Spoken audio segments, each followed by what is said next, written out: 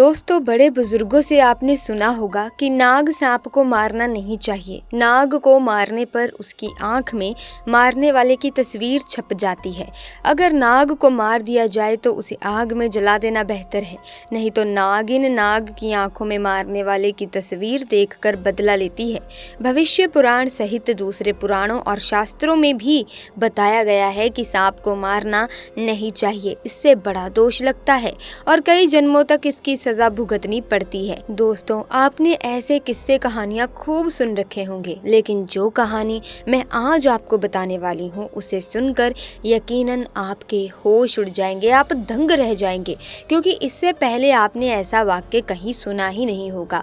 तो इसीलिए आपसे एक निवेदन है छोटा सा कि आप इस वीडियो को आखिर तक ज़रूर देखें बिना स्किप किए। और साथ ही अगर आप महादेव के परम भक्त हैं तो महादेव के भक्त कमेंट सेक्शन में हर हर महादेव का जयकारा लगाना बिल्कुल भी ना भूलिएगा, ताकि भगवान भोले की कृपा आप पर और आपके परिवार पर सदैव बनी रहे।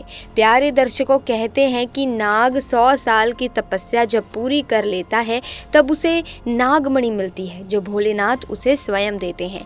और 100 साल के हो जाने के बाद एक नाग इच्छाधारी नाग या नागिन हो जाता है। इससे हम ये समझते हैं कि हाँ, इच्छाधारी नाग नागिन होते हैं और नागमणि उन्हें रूप बदलने में मदद करती है। जरा सोचिए दोस्तों, तब क्या हुआ होगा जब फावड़े से कटकर हुई नाग की मौत, फिर उसकी नागिन ने लिया ऐसा बदला कि सबके होश उड़ गए। दोस्तों, ये घटना घटी है अलीगढ़ के छोटे से गांव गोधा में, जहां पर जसपाल सिंह नाम के एक व्यक्ति से नाग की गलती से मौत हो जाती है। फिर जो उसके साथ होता है उसे देखकर आपके होश उड़ने लाजमी है। दोस्तों, दरअसल इस गांव में खेती खेत है, जिसमें वहां के स्थानीय लोग खेती बाड़ी करके ही अपना पालन पोषण करते थे। एक दिन क्या होता है कि एक नाग नागिन का जोड़ा उस गांव में भ्रमण करते हुए खेत में पहुंच गया। 3 दिनों से वो जोड़ा उस खेत के चक्कर लगाता रहा। कई लोगों ने उन्हें देखा भी और उनके मन में भी डर बैठ गया। ऐसे में कुछ लोगों को खेत में जाने से डर लगने लगा, लेकिन 3 दिन बीत जाने के बाद लोगों को नाग नागिन का जोड़ा दोबारा खेत में नजर नहीं आया और फिर से सभी लोग अपने काम में बिना डर के जुट गए। एक बार दोस्तों, भरी दोपहर में जसपाल सिंह अपने खेत में फावड़े से काम कर रहा था। वहीं वे नाग नागिन एक दूसरे से बिछड़ गए और नाग अकेले नागिन को ढूंढने लगा। जसपाल सिंह फावड़े से खेत में काम कर रहा था और अचानक से उसके फावड़े के नीचे नाग का सर आकर कट गया। ये देखकर जसपाल सिंह के तो पसीने ही छूट गए और वो जोर जोर से चिल्लाने लगा। तभी खेत में काम करने वाले सभी लोग वहां पर इकट्ठा हो गए। जसपाल सिंह ने घबराते हुए बताया कि मैं अपना काम कर रहा था और अचानक से एक नाग मेरे फावड़े के नीचे आ गया और उसका सर कट गया। फिर उनमें से एक व्यक्ति बोला कि हमारा काम खेती का है, ये नाग नागिन का खेतों में आना और इनका हमारे हाथों से मर जाना एक मामूली बात है। इस घटना को ज्यादा गंभीरता से लेने की कोई जरूरत नहीं है। लेकिन वो व्यक्ति ये नहीं जानता था कि ये नाग नागिन साधारण नहीं बल्कि इच्छाधारी नाग नागिन है।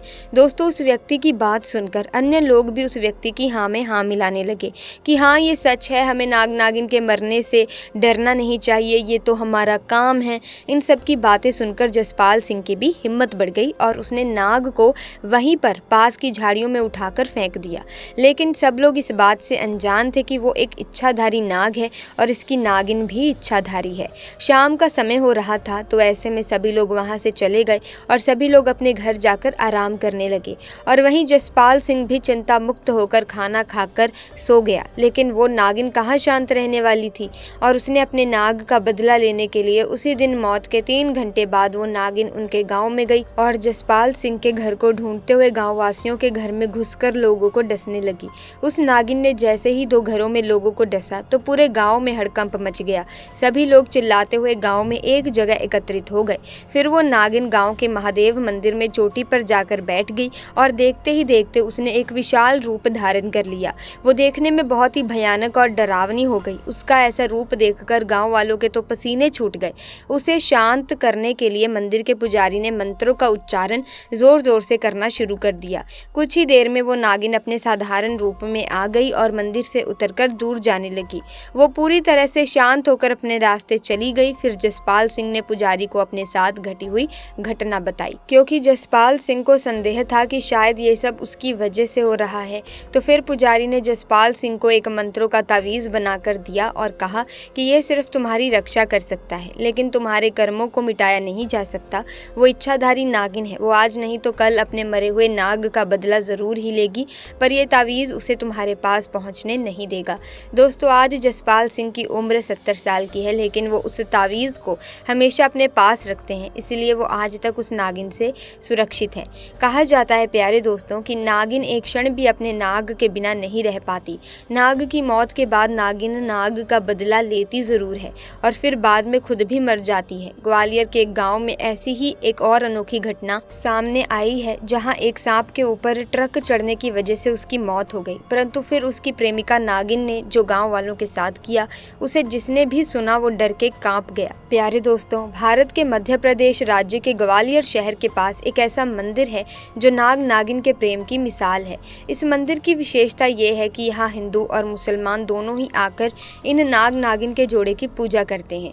दोस्तों, एक दिन ग्वालियर के ट्रांसपोर्ट नगर के गेट नंबर 4 के पास नाग नागिन का जोड़ा रोड पार कर रहा था। नाग आगे आगे था और नागिन उसके पीछे पीछे चल रही थी, परंतु वहीं दूसरी ओर से एक ट्रक बहुत ही तेज रफ्तार से आ रहा था। तभी उस ट्रक की चपेट में आकर नाग की मौत हो गई। नाग की मृत्यु के बाद नागिन ने उसी के पास अपना डेरा जमा लिया, जिससे रोड पर बहुत लंबा जाम लग गया। उस नागिन को वहां से हटाने सांप पकड़ने वाले को बुलाया गया, जिसने नागिन को वहां से हटाकर जंगल में छोड़ दिया।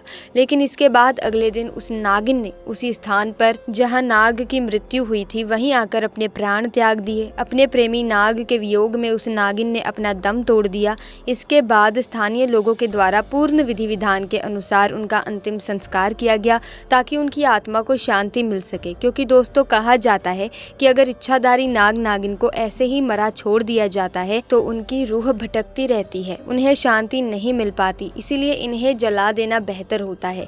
दोस्तों, इन दोनों के प्रेम को देखकर व इससे प्रभावित होकर स्थानीय लोगों ने वहां एक मंदिर का निर्माण करवाया, जिसमें नाग नागिन की मूर्ति स्थापित कर दी गई।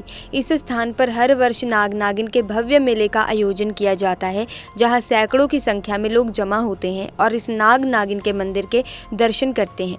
मान्यता है कि जो भी सच्ची श्रद्धा से इस नाग नागिन के मंदिर में आता है तो उनकी मनोकामना जरूर पूरी होती है। ऐसा माना जाता है कि इच्छाधारी नाग और नागिन अपना रूप बदल सकते हैं, वो किसी का भी रूप ले सकते हैं और अपनी इच्छा से वापस नाग के रूप में भी आ सकते हैं। ऐसा माना जाता है कि इच्छाधारी सांप के पास एक मणि होती है, जिसे नागमणि कहा जाता है। ये केवल इच्छाधारी सांप के पास ही होती है। यदि कोई इस नागमणि को हासिल कर लेता है तो वो कुछ भी कर सकता है।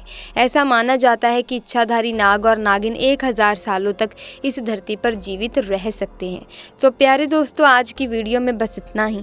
मुझे उम्मीद है कि इस वीडियो में बताई गई घटना आपको बहुत ही रोचक और इंटरेस्टिंग लगी होगी। अगर हाँ, तो आप इस वीडियो को लाइक करें, ज़्यादा से ज़्यादा शेयर करें और इसी तरह की तमाम नए वीडियोस की अपडेट पाने के लिए हमारे चैनल को अभी के अभी सब्सक्राइब करके बेल आइकन को प्रेस कीजिए, ताकि नए वीडियोस की अपडेट आपको मिलती रहे। और इसी के साथ हम मिलेंगे किसी और वीडियो में, तब तक के लिए हमें दीजिए इजाज़त। आपका बहुत बहुत धन्यवाद।